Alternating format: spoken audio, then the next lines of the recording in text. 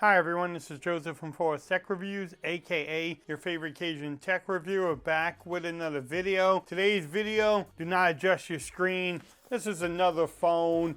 It is the Google Pixel 11 Pro XL in fog. I decided to pick this up from their website.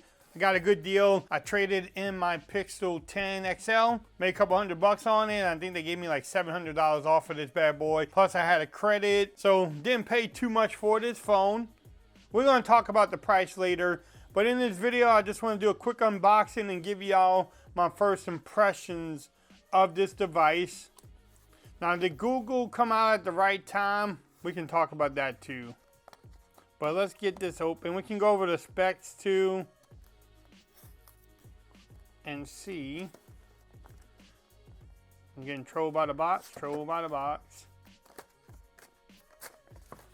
And then yes, I did have the 10 Pro XL. I like the big phones. Oh, okay. Let's see, how do we get this bad boy?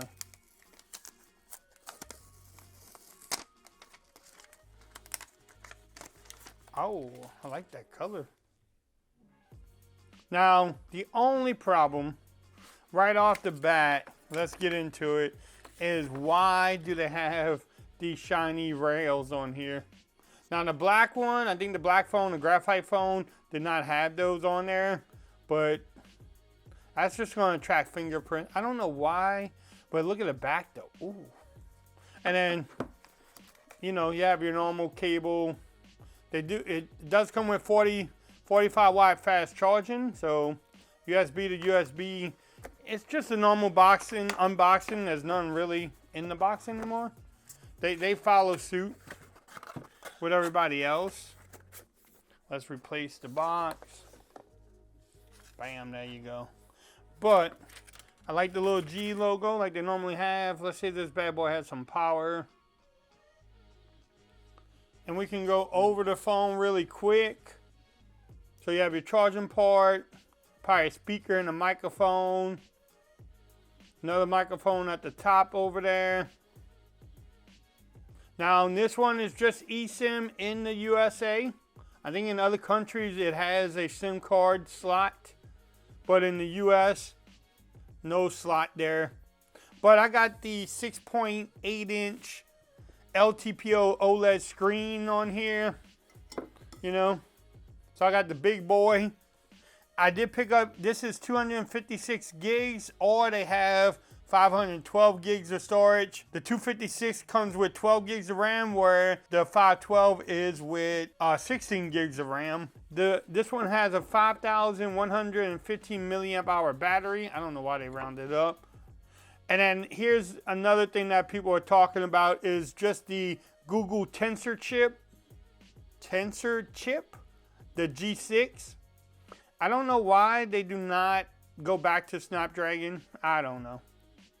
Maybe because they like what the chip can do for their AI features on there. The cameras on the back, you have a 50 megapixel wide, a 48 megapixel ultra wide, and then a 48 megapixel telephoto lens. Hey, telephoto for the win.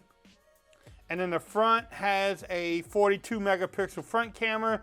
In the rear, you can shoot 8K at 24 and 30 frames per second. Look at that camera bump. It's almost very similar to... And another thing that they haven't adapted yet is, why is this phone so thick? Now, it doesn't weigh that much. Really doesn't weigh much at all. But, you know, it is a thick boy. Like, this is as much as my Z Fold 8. So let me pause the video.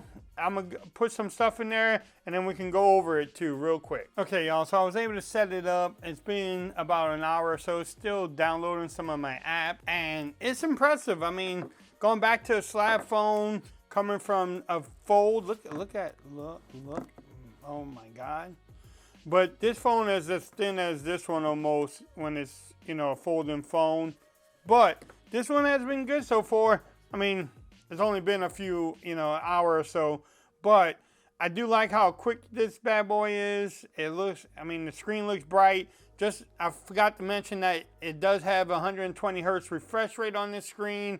Also, it gets about 3600 nits of brightness. So, yeah, it should be able to produce great colors, but everything seems snappy. Everything seems pretty good. They have a ton of AI features on this bad boy, which maybe we have to do another whole video on. And then I want to check out the cameras on here. It might still be trying to update too, but shout out to Go Blue. I mean, that's a pretty color. It does pretty well. A little dusty on my table over there, but you know, let's try this one. Just quick and snap. I mean, what can you say?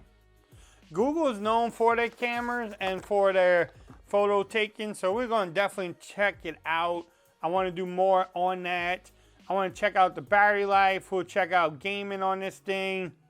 The one thing I still have complaints about, why, I mean, you have this beautiful back and then you like, blah.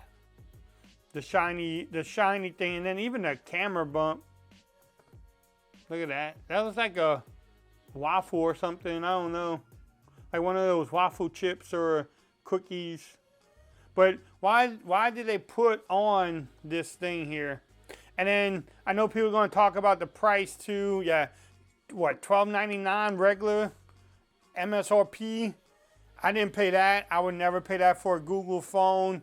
And then we want to check out the Tensor chip. How good is it, you know? But going to a slab phone also has been something else, trying to get used to it again. But I do like how this one feels in the hands though. Definitely feels good in the hands. But y'all stay tuned. Y'all let me know what other videos you want to see. I do have a bunch of case videos that I will do on this phone like normal. Also, I want to do like a gamer review, maybe a tips and tricks video.